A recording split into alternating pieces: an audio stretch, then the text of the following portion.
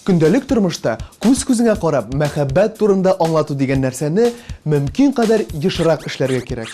Ул яктан без җырчыларга җиңелрәк. Күңелдә булган барлык хисләрне, эмоцияларны җырларга салабыз да һәм мәхәббәт дәлилен таләп итсәләр, магнитофоннан сөйгән ярга тыңлатабыз. Венера апа да бу турыда күптән төшенгән инде.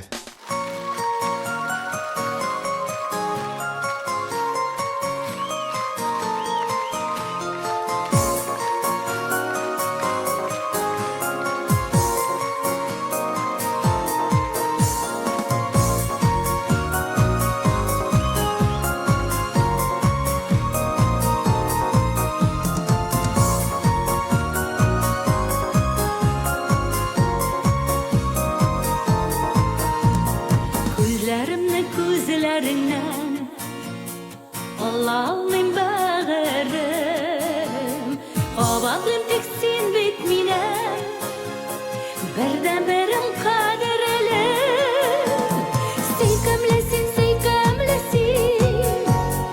Yaşları bez ütse de Şımır kara şeşlerine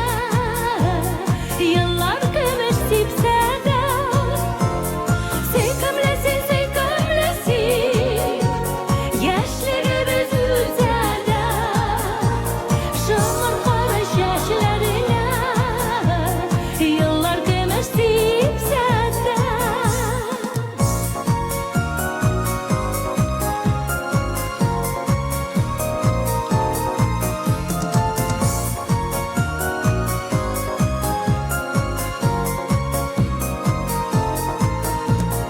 Yılma yüzlerine Karim tağım tağımda Kirek mi bana başkalar Sen yanımdan barında Seykömlesin Yaşları bez ütsen de Şımır kara şeşlerine Yıllar gümüş sipsen de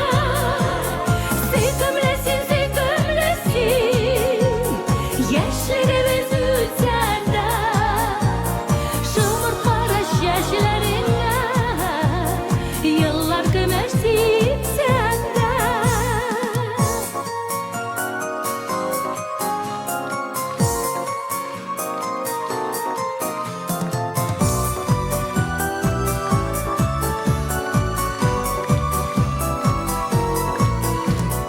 Rahmetli beni yazmışım Sine bölegi